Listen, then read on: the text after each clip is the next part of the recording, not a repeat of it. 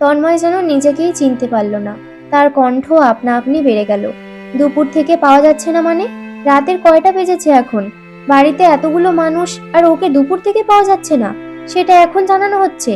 এখন ওর খোঁজ করা হচ্ছে? আনোয়ার সাহেবের গলা কাঁপলো। তো তোর চাচির সাথেই কথা কাটাকাটি হয়েছিল। তোর চাচি ভেবেছিল ও ঘরে। আমি বাসায় ফিরে গিয়ে দেখি ওর ঘরটা ফাঁকা। দারোয়ান বলল সেই দুপুরে বেরোতে দেখেছিল, আর ফেরেনি। মার্জিদের বাসায়ও নেই, ভাইয়া গিয়েছিল। তন্ময় ইতিমধ্যে বাইকের চাবি নিয়ে বেরোচ্ছে। তাড়াহুড়ো হাতে জুতো পরছে।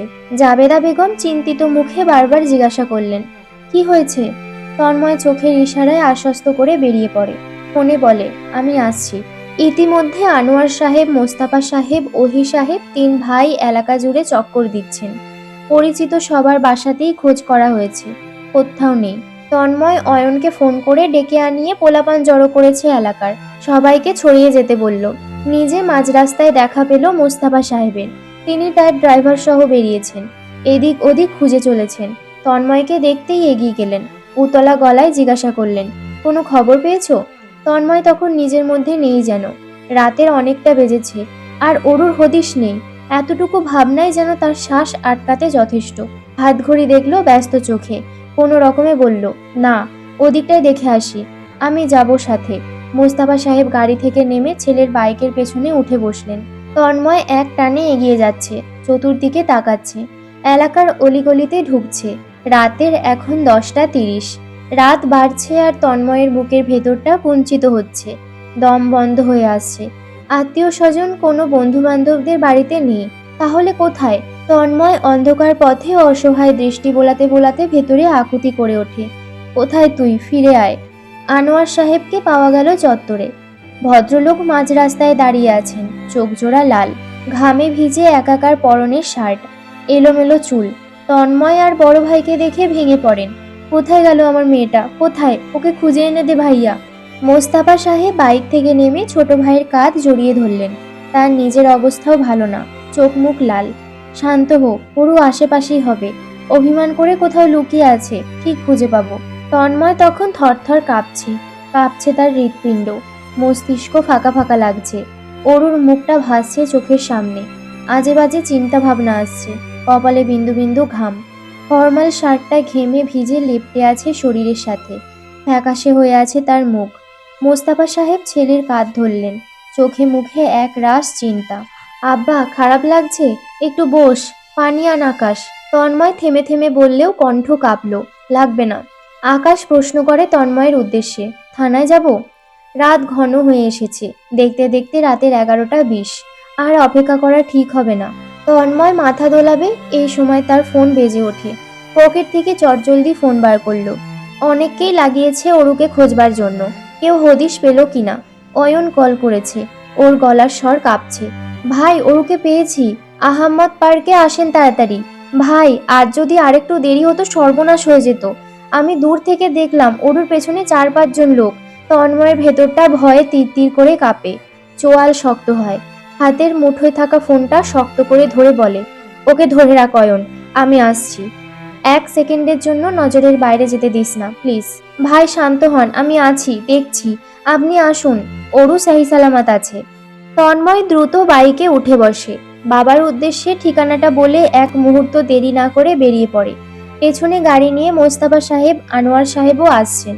বাইকটা শব্দ করে থামলো পার্কের সামনে। বাইকের চাবিও বের করলো না তন্ময়। বাইক থামিয়ে ছুটলো পার্কের ভিতরে। অরু ভয়ে গুটিসুটি মেরে বসে আছে বেঞ্চিতে। জামা কাপড়ে কাদামাটি, চুল এলোমেলো, চোখ মুখ খোলা। তন্ময়ের বুকের ওঠানামার গতি তখনও অস্বাভাবিক। অরু তাকালো কান্নারত চোখে। ভয়ে মুখটা একটুখানি হয়ে আছে। বেঞ্চি থেকে নেমে দৌড়ে আসতে চাইলো তন্ময়ের বুকে, কিন্তু পারল না। তন্ময় ওর এই অবস্থা দেখে নিজেকে সামলাতে পারল না। রাগ ভয় সব মিলিয়ে সে পাগল প্রায়। মুহূর্তেই তার রুক্ষ হাতে দানবীয় এক চড় পড়ল ওর নরম গালটায়। শব্দ হলো, 5 আঙুলের দাগ বসে পড়ল মেয়েটার গালে। আচমকা থাপ্পড়ে অরু স্তব্ধ হলো, শব্দ করে কেঁদে উঠল। তারপরও হামলে পড়ল রেগে থরথর করে কাঁপতে থাকা তন্ময়ের বুকে। বুকের মধ্যে নাক মুখ ডুবিয়ে পুরুষালী কোমর জড়িয়ে ধরল। মেয়েটার শরীর কাঁপছে এখনো। তন্ময়ের রাগান্বিত মুখ ভয়ঙ্কর রকমের লাল হয়ে আছে। একবার দেখেই অরুর প্রাণ পাখি উড়ে গেছে। তন্ময় ওকে বুক থেকে সরাতে চেয়েই চিৎকার করে ওঠে, এত বড় সাহস হয়ে গেছে, আজ তোর পাপ ভেঙে ফেলবো আমি। এভাবেই ভীষণ ভয় পেয়েছে মেয়েটা। এবার আতঙ্কে জ্ঞান হারিয়ে বসলো, ঢলে পড়ল তন্ময়ের বুক থেকে। দ্রুত ওকে শান্ত করে 2 হাতে বুকে জড়িয়ে নিল তন্ময়। মাথাটা শক্ত করে বুকে চেপে ধরল। অশান্ত ভীত বুকের ভেতরটা এখনো শব্দ করছে, শান্ত হচ্ছে না কোনো মতে। তন্ময় ওর এলোমেলো চুলগুলো পাগলের মতন গোছাতে থাকলো, বিড়বিড়াতে থাকলো, যদি তোর কিছু হয়ে যেত, আজ তোর যদি কিছু হয়ে যেত, আমি করতাম কি, কিভাবে বাঁচতাম? আমাকে মেরে ফেলতে চাস? তুই আমাকে শান্তিমতো বাঁচতে দিবি না, তাই না? মোস্তাফা সাহেব, আনোয়ার সাহেব পৌঁছালেন সবেমাত্র। তন্ময় অরুকে পাজাকোলা করে তুলে নিয়েছে। পার্ক থেকে বেরিয়ে আসতেই আকাশ গাড়ির দরজা খুলে ধরল। তন্ময় ওকে সোজা গাড়ির পেছনে শুইয়ে দিল। আনোয়ার সাহেব গাড়ির ভেতরে গিয়ে বসে মেয়ের মাথাটা অরুর ওপর তুলে নেন। তন্ময় নিজের বাইকের দায়িত্ব অয়নের কাছে দিয়ে গাড়ির ড্রাইভিং সিটে চড়ে বসে দ্রুত গাড়ি স্টার্ট করে। গাড়িটা একটানে এসে থামে শাহজাহান বাড়ির ভেতরে। তন্ময় নেমে অরুকে পুনরায় কোলে তুলে নিল। বাড়িতে ঢুকতেই শোনা গেল সুমিতা বেগমের কান্নার শব্দ। মুফতি বেগমও হাহাকার করছেন। তন্ময় কোথাও তাকালো না, সোজা অরুকে নিয়ে ওপরে উঠে এলো। অরুর রুমে ঢুকে ওকে বিছানায় শুইয়ে দিল। মুখের সামনে থেকে চুলগুলো সরিয়ে দিতেই বাম গালটা দেখতে পেল ভালোভাবে। 5 আঙুলের দাগ বসে আছে। বুকটা ছ্যাদ করে ওঠে তন্ময়ের। রাগের মাথায় এত শক্তভাবে চড় মেরেছে সে, কম্পিত আঙুল এগিয়ে দাগের জায়গাটা ছুঁয়ে দেয় সে। অনুশোচনায় অন্তর পুড়ে একাকার। ঝুঁকে অরুর গালে ঠোঁট ছোঁয়ালো, বেশ কয়েকবার চুমু বসালো। ধীর গলায় বারবার বলল, sorry, really very very sorry, I don't mean it. রাগের মাথায় কিভাবে হয়ে গেল? আই এম সো সরি জান, আই এম সো সরি। বেশ কিছু পদচারণের শব্দ পেয়ে অরুর কাছ থেকে সরে এলো তন্ময়। সবাই এসে ঢুকেছে ঘরে। দীপ্ত কেঁদে কেটে মুখ ফুলিয়ে ফেলেছে। সাবিহার অবস্থাও ভালো না, সবাই কেঁদে কেটে অস্থির। ডক্টর আঙ্কেল এলেন তক্ষুনি। মোস্তাফা সাহেব ডেকে আনিয়েছেন বন্ধুকে। ভদ্রলোক অরুকে পর্যবেক্ষণ করলেন। ওর গায়ে জ্বর উঠেছে, শরীর দুর্বল, ভয়ে জ্ঞান হারিয়েছে। কিছু ওষুধপাতির নামও লিখে দিলেন। তন্ময় ডক্টরের সাথে বেরোলো ওষুধের লিস্ট নিয়ে, নিজেই আনতে গেল। ওষুধ নিয়ে ফিরে দেখলো সকলে লিভিং রুমে বসে। সুমিতা বেগম দাঁড়িয়ে কাঁদছেন। আনোয়ার সাহেব চেঁচিয়ে চলেছেন। তার একটা চিৎকারে বাড়ি কাঁপছে। তোমার এত বড় স্পর্ধা, তুমি তোমার ভাইয়ের মেয়ের জন্য আমার মেয়ের গায়ে হাত তুলবে? এত সাহস হয় কি করে তোমার? আমি কি মেয়ে পেলেছি ওদের ওকালতি করতে? আমার মেয়ে যেহেতু ওদের পছন্দ করে না, তার মানে এই বাড়িতে ওদের কোনো স্থান নেই, ওদের কোনো প্রয়োজন নেই। তুমি কোন সাহসে হাত তুললে? চাচ্ছু যেহেতু এত কথা বলে ফেলেছে, আর সুমিতা বেগমও অনুতপ্ত, তাই তন্ময় আর কিছুই বলল না। সে তখনও রেগে আছে। রাগের মাথায় তার অনেক কিছু বলতে ইচ্ছে হচ্ছে, তবে শেষমেশ সুমিতা বেগমের করুণ মুখ দেখে কিছুই বলল না। ওষুধগুলো সাবিহার হাতে দিয়ে বেরোতে লাগলো। মোস্তাফা সাহেব উঠে দাঁড়ালেন। ছেলেকে আটকাতে চাচ্ছিলেন, কিন্তু মুখে বলার মতন সাহস পেলেন না। তন্ময় যাওয়ার আগে বলে গেল, ওকে দেখে রেখো, নিয়মিতভাবে ওষুধগুলো খাইয়ে দিও। আষাঢ় মাসের উদাসীন বৃষ্টি ধুম করে কিছুক্ষণ পর পর বিরতিহীন ভঙ্গিতে নামছে। বৃষ্টি বাদলের দিনগুলো এভাবেই তো যায়। এই দেখা যায় রোদ্দুর, আবার পর মুহূর্তেই মেঘলা হয়ে ওঠে আকাশ। শুরু হয় পুষ্পবর্ষণ। বিকেলবেলায় অবশ্য পরিষ্কার ছিল আকাশ আবহাওয়া। সন্ধ্যার দিক দিয়ে হিম শীতল বাতাস বইতে শুরু করলো। নামলো অঝোরে বৃষ্টি। তন্ময় তখনই বেরোলো অফিস বিল্ডিং থেকে। আজ সে ছাতা আনেনি। ফোরকাস্ট দেখে এসেছিল। আজ বৃষ্টি হওয়ার সম্ভাবনা একদমই ছিল না। তাহলে এখন এগুলো আকাশ থেকে কি নামছে? মধু? ফোরকাস্টের থেকে জাবেদা বেগমের কথার মূল্যই যেন বেশি। আজ সকালবেলায় তিনি অত্যন্ত দৃঢ় গলায় বলেছেন বৃষ্টি হবে, ছাতা সঙ্গে নিতে। তন্ময় ফোরকাস্টে নজর বুলিয়ে আর তার কথার গুরুত্ব দেননি। দীর্ঘশ্বাস ফেলে তন্ময় ভাবলো বৃষ্টির মধ্যেই বাইক টেনে বেরোবে। ওই সময় কিছু কলিগ সামনে এসে দাঁড়ালো। কথাবার্তার আসর পাতলো। তন্ময় আলগোছে হ্যাঁ হু বলে নিজের মতামত জানান দিচ্ছে। তার পাশে দাঁড়ানো নারীটি হলো লাবণ্য, তাদের ডিপার্টমেন্টে সিনিয়র এমপ্লয়ি। তন্ময় থেকে বয়সে 2 বছরের বড়, কিছুটা উগ্র স্বভাবের। আটশাট পোশাক পরতে পছন্দ করে। আরও পছন্দ করে তন্ময়ের সঙ্গে কথায় কথায় উঠতে বসতে, হুটহাট গায়ের ওপর পড়তে। এই তো এখনো অস্বস্তিতে ফেলেছে তন্ময়কে। অস্বাভাবিকভাবে গায়ের সঙ্গে লেপ্টে দাঁড়িয়েছে। তন্ময় ভদ্রতাপূর্বক দূরত্ব বজায় রাখতে সরে এলো। কথা বলা বলির এক সময় হঠাৎ করে তার নজর গেল রাস্তার ওপরে। ছাতা হাতে কামিজ পরিহিতা এক ছোট্টখাটো শরী দাঁড়িয়ে আছে। তন্ময় চমকে ওঠে, আঁতকে ওঠে তার হৃদয়। মেয়েটিকে চিনতে মিনিট খানেকেরও প্রয়োজন পড়ল না তার। দ্রুত কদমে ভিজতে ভিজতেই ছুটল। রাস্তা পেরিয়ে সোজাসুজি এসে থামলো অরুর সামনে। গলায় আসা ধমকটুকু গিলে ফেলতে হলো ওই ছলছল চোখের দিকে চেয়ে। ফর্সা লাল আধবোচা নাকের পাটা ফুলে উঠছে, ডান গাল থেকে ঝরে পড়ছে এক ফোঁটা নোনা জল। তন্ময় হাত বাড়ালো জলটুকু মুছতে, তার আগেই অরু ছাতা ফেলে হনহনিয়ে হাঁটা ধরল সামনে। অস্থির তন্ময় ধমকে সুরে ডাকলো, অরু। অরু থামলো না, হাঁটার গতি বাড়ালো আরো। বৃষ্টিতে ভিজে সাদা কামিজ গায়ের সাথে লেপ্টে আছে। তন্ময় ধমকে ওঠে, আরাবি। অরুর পা জোড়া থামলো, কিন্তু ফিরল না। তন্ময় ছাতাটা উঠিয়ে বড় বড় কদমে এলো অরুর সামনে। দৃশ্যমান শরীরে চেয়ে দাঁতে দাঁত পিষে রাগ সংবরণ করে জিজ্ঞাসা করলো, এক চড়ে হয়নি না? ঠোঁটে ঠোঁট টিপে ধরল মেয়েটা। তন্ময় অরুর ডান হাতটা টেনে হাঁটা ধরল। রাস্তা পেরিয়ে এলো অফিসের পার্কিং লটে। বাইকে চড়তে চড়তে ভারী গলায় বলল, ওঠ। অরু সময় নেয়, তবে উঠে বসে বাইকের পেছন ধরে। তবু তন্ময়কে ধরবে না। তন্ময় লুকিং গ্লাসে একবার ওই জেদি মুখটি দেখে বাইক স্টার্ট করলো। বাইকের গতি ধীর। বৃষ্টি এখনো একই গতিতে ঝরছে। এতক্ষণ ধরে চুপচাপ থাকার মেয়ে তো অরু নয়। এখনো অবধি চুপ আছে মানে ভীষণ কষ্ট পেয়েছে। কষ্ট দেওয়ার জন্যই তো তন্ময় মাসের পর মাস এই ফাজিল মেয়েকে এড়িয়ে চলেছে। একটা কথাও বলেনি। সেই দিন রাতের ওই ভয়ঙ্কর অনুভূতি বাধ্য করেছে তাকে অরুকে শিক্ষা দিতে। ভেবেছিল এই শিক্ষার কথা মনে করে ভবিষ্যতে আর এমন কাজ করার কথা দ্বিতীয়বার ভাববে না। অথচ আজ আবার একই কাজ করে বসে আছে। এতটা দূরে একা একা এই মেয়ে চলে এলো, তাও এমন বৃষ্টি মাথায় নিয়ে, এমন রাত করে। তন্ময় তাকায় আয়নায়। অরু অভিমানে ঠোঁট ফুলিয়ে রেখেছে, তাকিয়ে আছে শূন্যে। বৃষ্টির মধ্যে সাদা কামিজে ঠোঁট ভেঙে বসা মেয়েটাকে তন্ময় পারলে যেন পৃথিবীটা ওর হাতের মুঠোয় তুলে দেয়। তন্ময় ঢোক গিলল, দৃষ্টি সামনে রাখার চেষ্টা করে বলল, ধরে বস। অরু কথা শুনল না, অন্যদিকে ফিরে তাকালো। ধরে আছে বাইকের পেছনের দিক। তন্ময় বাইকটা এক মুহূর্তে ভীষণ দ্রুত চালিয়ে দ্রুত স্লো করতেই বাইকের ঝাঁকুনিতে অরু আটকে উঠল। তন্ময়ের পিঠের সাথে মিশে গিয়ে তন্ময়ের টি শার্ট খামচে ধরল। তন্ময় বাইকের গতি বাড়িয়েছে। হেলমেটে ঢাকা তার দৃষ্টি একটু পরপর আয়নায় যাচ্ছে। অরু গাল ফুলিয়ে রেখেছে, শক্ত করে ধরে রেখেছে তন্ময়ের শার্ট। বাইক এসে থেমেছে শাহজাহান বাড়ির সামনে। তন্ময় জানে অরু এখন বাইক থেকে নেমে নিজের অভিমানী হৃদয় তুলে ধরবে তার সামনে। কাঁদতে কাঁদতে জিজ্ঞাসা করবে কেন সে এড়িয়ে বেরিয়েছে ওকে। তখন তন্ময় ধমক দিয়ে সব মিটমাট করে নেবে। ওর পছন্দের বিরিয়ানিটাও পাঠিয়ে দেবে। কিন্তু তেমন কিছুই হলো না। অরু নির্বিকার ভঙ্গিতে বাইক থেকে নেমে সোজা বাড়ির ভেতরে ঢুকে পড়ল। অন্য দিনের মতন ফিরে তাকালোও না, দরজা ধরে উকি ঝুঁকিও দিল না। তন্ময় মাথাটা বাড়িয়ে ভালোভাবে দেখে নিল। সত্যি চলে গেল? তার বোকাশোকা অরু চলে গেল? তন্ময় কি পরিষ্কার দেখছে? হতভাগ তন্ময় আশ্চর্য হতেও ভুলে গেল। কুণ্ঠিত বোধ করলো হৃৎপিণ্ড। সে কি এবার একটু বেশি কষ্ট দিয়ে ফেললো? তবে কষ্ট তো আর ও একা ভোগ করেনি, ওর থেকে দ্বিগুণ ভোগ করেছে তন্ময় নিজে। কিভাবে সহ্য করেছে গত হওয়া দিনগুলো মেয়েটা জানে। তন্ময় বেশ কিছুক্ষণ দাঁড়িয়ে থাকলো, অবশেষে বাইকে উঠে বসলো। এক টানে এসে থামলো ভাড়া বাড়ির গ্রাউন্ড ফ্লোরে।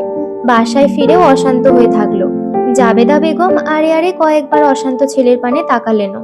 তন্ময় সেলফোন হাতে এদিক ওদিক হেঁটে বেড়াচ্ছে।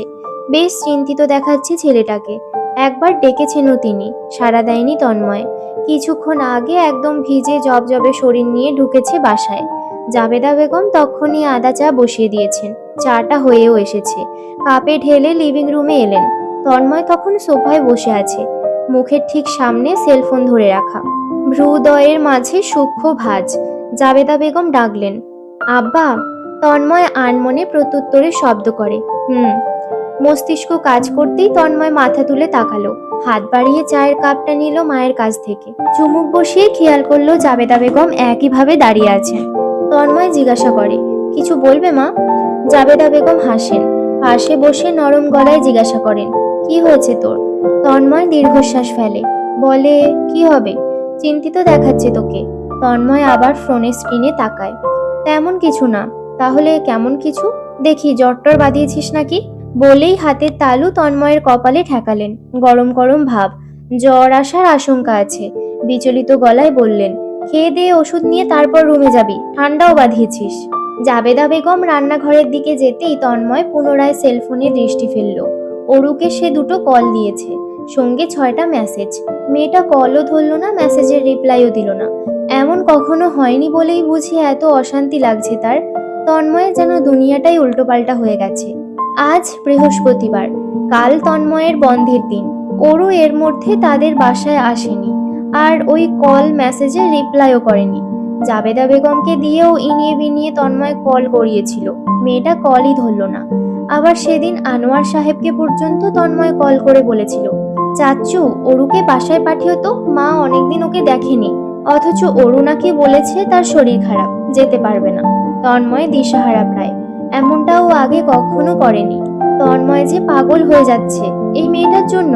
কোনো উপায় না পেয়ে সে অগত্যা বৃহস্পতিবার সকাল সকাল সাবিহাকে কল করে। গলা খাকারি দিয়ে জিজ্ঞাসা করে, ঘুরতে যেতে চেয়েছিলি না সেই দিন? সাবিহা চমকে বলে, চেয়েছিলাম, তুমি তো বললা তুমি বিজি। তন্ময় গলা শান্ত করে বলল, আজ নিয়ে যাব সন্ধ্যের দিকে। সন্ধেবেলা? হ্যাঁ, মাওয়া যাব। রাতেই ওইখানটা বেশ জাঁকজমকপূর্ণ হয়। সাবিহা আনন্দে চেঁচিয়ে ওঠে, উত্তেজিত গলায় প্রশ্ন করে, কখন বেরোচ্ছি ভাইয়া? 7টার পর। আমি সবাইকে বলি গিয়ে, দেখবা খুশিতে ওরা নাচবে। কল কেটে তন্ময় অফিসে চলে যায়। অফিস শেষ করে 6টা 30-এ বাসায় ফেরে। এসেই গোসল করেছে সর্বপ্রথম। ড্রাইভার চাচাকে কল করে গাড়িটা তাদের বিল্ডিং এর নিচে দিয়ে যেতে বলে তৈরি হতে শুরু করলো। অরু প্রায়শই আকার ইঙ্গিতে বোঝায় তন্ময়কে সাদা শার্টে বেশি মানায়। আজ তন্ময় সাদা শার্ট পরলো কালো প্যান্টের সাথে। হাতঘড়িটা পরে অরুর পছন্দের পারফিউমটাই ব্যবহার করলো। এই সময় সাবিহার কল এলো। তন্ময় রিসিভ করতেই সাবিহা বলল, ভাইয়া অরু যেতে চাচ্ছে। তন্ময়ের বুকটা ছ্যাদ করে ওঠে। ওর জন্যই তো সব আয়োজন, সে না গেলে কিভাবে কি? তন্ময় সাবিহার সম্পূর্ণ কথা না শুনেই অধৈর্য হয়ে উঠে বলল, যাবে না মানে? সবাই যাচ্ছে, ওর কি সমস্যা? ওকে বল এক্ষুনি রেডি হতে, না হলে। সাবিহা ঠোঁট টিপে হাসে, দুষ্টু স্বরে বলে, ভাই তুমি তো আগেই হাইপার হয়ে যাচ্ছ। আমার পুরো কথাটুকু তো শুনলে না। আমি বলছিলাম ওরও যেতে চাচ্ছিল না, আমি ওকে জোর করে তৈরি করিয়েছি। বুকের ভেতর আটকে থাকা শ্বাসটুকু তন্ময় এবার ছাড়ল। গলার স্বর স্বাভাবিক রাখার চেষ্টা করে বলল, ও আচ্ছা, আয় তাহলে। সাবিহা তখনও মিটিমিটি হাসছে। তন্ময় অস্বস্তিতেই পড়ল। কল কেটে কপালে আঙুল চেপে চুপসে রইল। অরু আরো কিছুদিন এমন করলে সে নিশ্চয়ই হার্ট অ্যাটাক করে বসতো। ড্রাইভ করছে তন্ময়, তার পাশে আকাশ বসেছে। পেছনে অরু, দীপ্ত, সাবিহা আর রুবি। আকাশ এফএম চালু করে দিয়েছে। এক প্রেমিকের রিকোয়েস্টে তার প্রেমিকার জন্য হাবিব ওয়াহিদের একটি গান প্লে করা হয়েছে। গাড়ির ভেতরে শুধু গানের শব্দ। ডান কাঁধের ওপরের কর্নারের লুকিং গ্লাসটায় তন্ময় কোণা করে সেট করলো। অরুর মুখখানি লুকিয়ে অগোচরে দেখছে। অরু জানলার কাছে চুপচাপ বসে আছে, দেখছে বাইরেটা। দীপ্ত সন্দিহান চোখে অরুকে দেখে নিচ্ছে বারবার। কিছুক্ষণ পর পর খোঁচাও দিচ্ছে, তবু তাকে কিছুই বলছে না অরু। দীপ্ত প্রশ্ন করেই বসলো, অরুপি তোমাকে কে বকেছে? অরু মাথা ঘুরিয়ে ফিরে তাকায়, বলে, কে বকবে? না বকলে এমন হয়ে আছো কেন? মনে হচ্ছে এই জগৎ সংসারে তোমার কেউ নেই। অরু বিড়বিড়িয়ে জানায়, নেই তো, কেউ নেই। তন্ময় স্পষ্ট শুনল। লুকিং গ্লাসে চোখ নিতেই অরুর সঙ্গে চোখাচোখি হলো।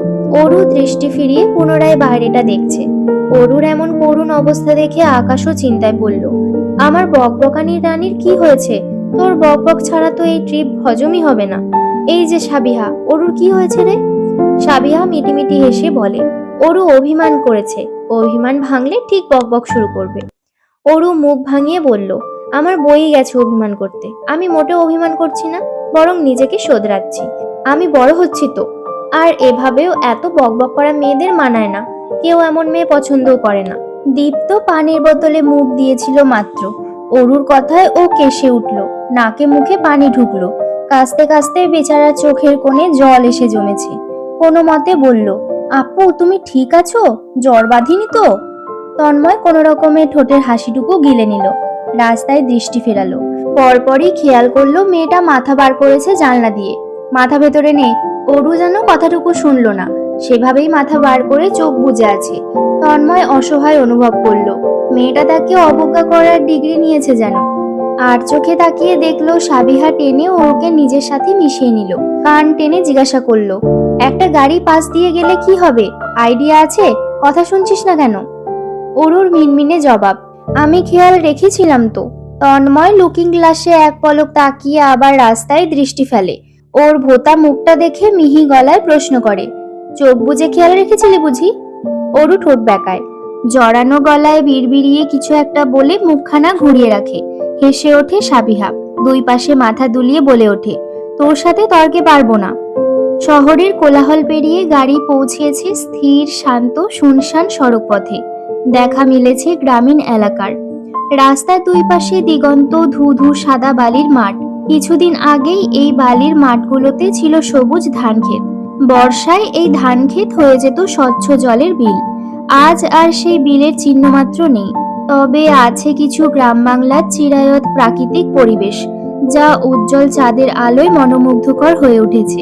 ড্রাইভিং সিটের পাশের জানলার কাঁচটা তন্ময় নামিয়ে দিল। হিম শীতল বাতাস ছুঁয়ে দিল তার মুখ। ডান হাতে হুইল এবং বাম হাতে গিটার সিট কন্ট্রোলে ব্যস্ত। বুদ্ধিদীপ্ত চোখ দুটো নীরব সড়ক পথে ঠায় রয়েছে। পাশের সিটে বসা আকাশ সেলফোনে টাইপ করছিল। হঠাৎ মুখটা এগিয়ে গলা নামিয়ে তন্ময়ের কানের কাছটায় বলল, ভাই একটা স্মোক করলে ভালো লাগতো না? মুখটা ম্যাচ ম্যাচ করছে। পরে আকাশ করুণ গলায় বলে, গাড়িটা আশেপাশে থামানো যায় না? তন্ময় এক্ষেত্রে নির্বিকার ভাবে বলে যায়, তুই নামবি, আমরা এগোবো, খেয়ে একাই ফিরিস। আচ্ছা খাবো না, চিল ব্রো। এভাবে নিজের ভাইকে থ্রেট দিতে তোর বিবেকে বাঁধলো না? বাঁধলো না। মাওয়া ফেরিঘাট মূলত মুন্সিগঞ্জ জেলায় অবস্থিত, ঠিক পদ্মা নদীর তীরে। ঢাকার মধ্যে পর্যটকদের জনপ্রিয় প্রচলিত জায়গা এটি।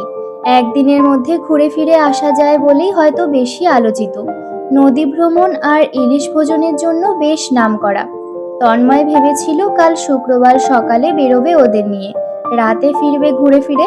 তারপর বন্ধুদের থেকে জানলো মাওয়াঘাট নাকি রাতে ভীষণভাবে জাঁকজমকপূর্ণ হয়ে থাকে, তাই রাত করেই এসেছে। ফিরতে ফিরতে ভোর হবে নিশ্চয়ই। তন্ময় আর চোখে দেখে নদীর পথ, দেখে অরুর চোখ জোড়া ছানা বড়া হয়ে এসেছে, কেমন স্তব্ধ হয়ে তাকিয়ে আছে। ডাগর ডাগর চোখেতে এক রাস মুগ্ধতা। তন্ময় দৃষ্টি ঘুরিয়ে পথে ফিরল। মাওয়া ফেরিঘাটের সামনে মানুষের আনাগোনা দেখে যাচ্ছে। ভিড় বেশ। নদীর বুকে বোটে করে অনেকেই এপার থেকে ওপার পারাপার করছে। উত্তর দিকে নদীর পাড় দিয়ে বড় সরু রাস্তা গিয়েছে, যার এক পাশে রূপালী পদ্মা আর অন্য পাশে সবুজে ঘেরা গ্রাম। চাইলে গ্রামের ভেতরটাও ঘুরে ফিরে দেখা যাবে। গাছগাছালিতে ঢাকা চমৎকার এই গ্রাম দেখতে ঘণ্টাখানেকেরও প্রয়োজন পড়বে না। শহরের কোলাহল আর যান্ত্রিকতা মুক্ত এই গ্রামটি ঘোরার ইচ্ছে অরু সুশ্রী মুখখানাতে লেপ্টে।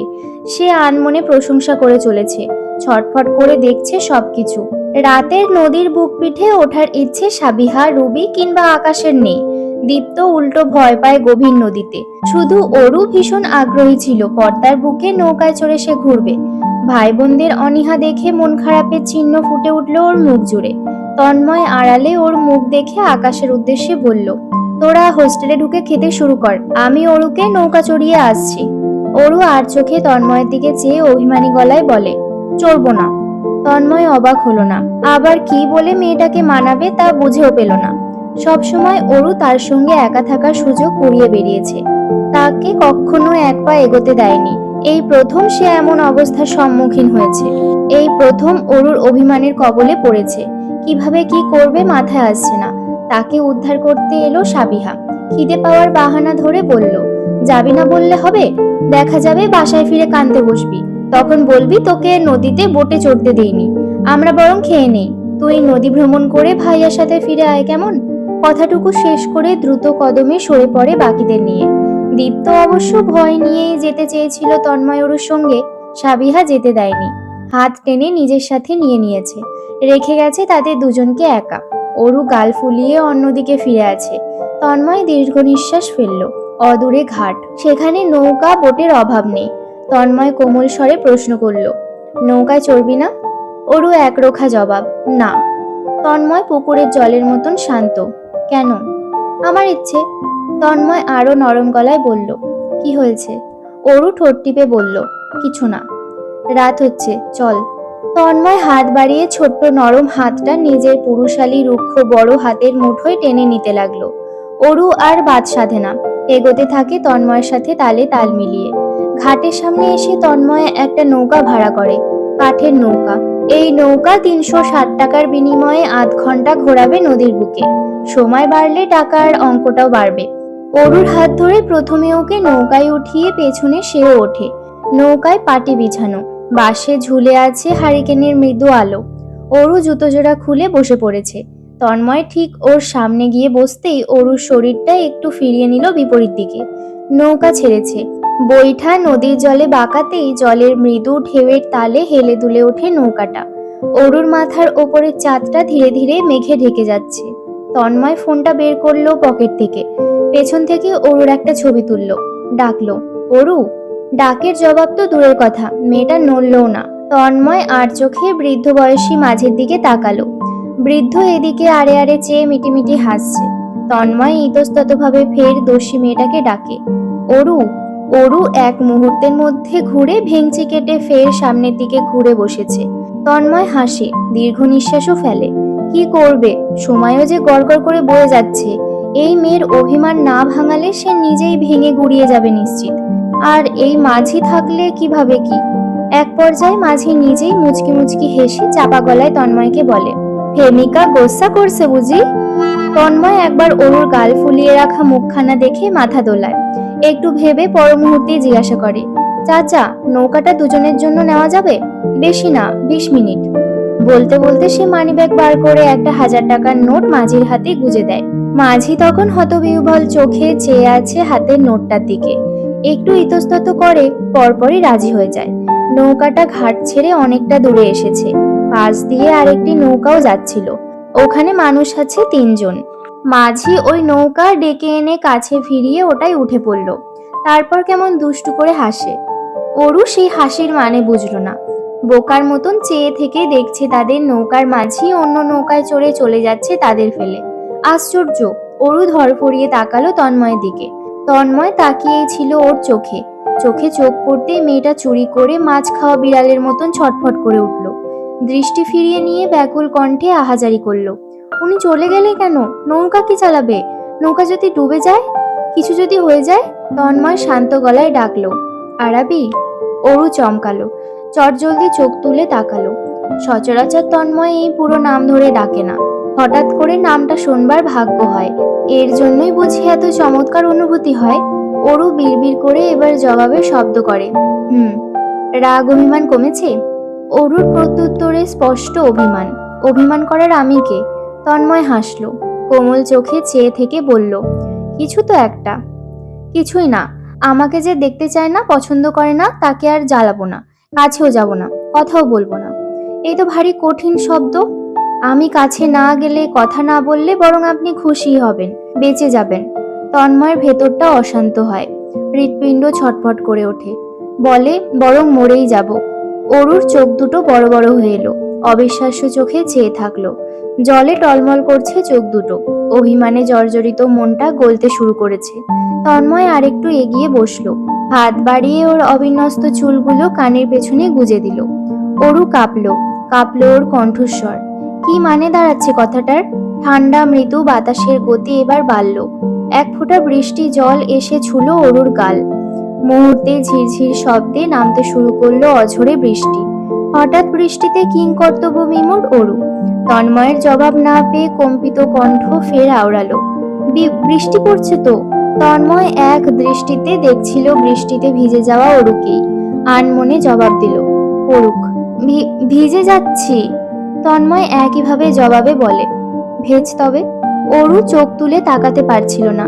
দৃষ্টিতে দৃষ্টি কোনোভাবেই মেলাচ্ছিল না। অথচ তন্ময়ের ভেতরটা তখন অস্থির ওর চোখ দুটো দেখার জন্য, ভিজতে থাকা মুখটা ছুঁয়ে দেওয়ার জন্য। অরু তখন হন্যে হয়ে এদিক ওদিক তাকাচ্ছিল, যেন কিছু একটা খুঁজছিল। তন্ময় আলগোছে হাত বাড়িয়ে ওর দুগাল নরমভাবে চেপে ধরল। চঞ্চল মুখটা নিজের মুখ বরাবর এনে নিখুঁতভাবে দেখে জিজ্ঞাসা করলো, অভিমান কমেনি? হুম। অরু হাপিত্তেশ করে ওঠে। বলে, তন্ময় ভাই, মাঝিকে ডাকুন না, বৃষ্টি হচ্ছে, ঘাটে ফিরবো। তন্ময় অসন্তুষ্ট হয়, ভীষণ ভাবে, অদ্ভুত ভাবে। কেন? বৃষ্টি হলে তো দৌড়ে যাস ভিজতে, আজ সমস্যা কোথায় হচ্ছে? অরু দৃষ্টি নামালো। পাপড়ি থেকে জল গড়িয়ে পড়ছে গালে। ভিজে একাকার পুরো। কোনো রকমে বলল, ভয় হচ্ছে। কিসের ভয়? অরু অন্যদিকে ফিরতে চাইলে তন্ময়ের হাতের আঙুলগুলো আরো গাঢ়ভাবে ধরে ওর নরম গাল দুটো। মেয়েটা বাধ্য হয়ে ফিসফিস করে জবাবে বলে, নৌকা ডুবে যাওয়ার। তন্ময় আদেশ করে গাঢ় স্বরে, তাকা আমার দিকে। অরু তাকাতে পারে না। ওর হৃৎপিণ্ড কাঁপছে, কাঁপছে সর্বাঙ্গ। তন্ময়কে অন্যরকম, অজানা, খুব অচেনা লাগছে। এই অনুভূতি কেমন যেন অরুর শ্বাস বন্ধ করে দেওয়ার মতন। তাকা। অরু তাকালো এ যাত্রায়, আর চোখ ফেরাতে পারল না কিছুক্ষণের জন্য। তন্ময়ের সাদা শার্টটা পেটানো শরীরের সঙ্গে লেপ্টে আছে, ভিজতে থাকা চুলগুলো কপালে এসে ছুঁয়েছে। তন্ময় গভীর কণ্ঠে বলে, কি করতে হবে? অরু অন্যমনস্ক। ভয় কাটাতে কি করতে হবে? অরু ছটফট করে ওঠে, ধরফর করলো ওর ভেতরটা। তাড়াহুড়ো করে এলোমেলো ভাবে বলল, কিছু করতে হবে না, আমি ফিরবো। ভাইয়ারা অপেক্ষা করছে, মাঝিকে ডাকেন। তন্ময় ওর গাল দুটো ছেড়ে দিল। অরু হাঁপ ছেড়ে বেঁচেছে। এমন ভঙ্গিতে শ্বাস ফেলতেই তন্ময়ের হাতটা খুব আদুরে ভাবে ওর ঘাড়ে চলে যায়, আরো কাছে নিয়ে আসে ওর মুখটা। তন্ময় জানে, সে বুঝতে পারছে তার মতিগতি ভালো না। ভয়ঙ্কর কিছু একটা হয়তো সে করে ফেলবে, যা উচিত নয়। পরে অনুশোচনায় ভুগবে। তারপরও তার ভেতরে বয়ে যাওয়া বিশ্রী এক অনুভূতি কিভাবে সরাবে? এই অস্থিরতারই বা কি করবে? অসহ্য লাগছে। কতগুলো দিন দেখা হয় না, কথা হয় না। ও কেমন পালিয়ে পালিয়ে বেড়াচ্ছে। এমন অরুকে তন্ময় ভয় পায়, ভীষণ ভয় পায়। অরু চোখ তুলে তাকালো, ঠোঁট ফাঁক করে কিছু বলতে চাইল। তন্ময় মাথাটা নামিয়ে ঝটপট ওর বৃষ্টিতে ভেজা লোভনীয় ঠোঁটে নিজের ঠোঁট দুটো গুজে দিল। ছোট্ট তবে গাঢ় এক চুমু খেয়ে সরে এলো। দেখলো অরুর থমকানো মুখটা। তন্ময় ঢোক গিলল, নিজেকে সংযত করলো। বৃষ্টি জোরে পড়ছে আরো। নদীতে পড়া বৃষ্টির শব্দ মধুর শোনালো। অদূরে একটা নৌকা দেখা যাচ্ছে।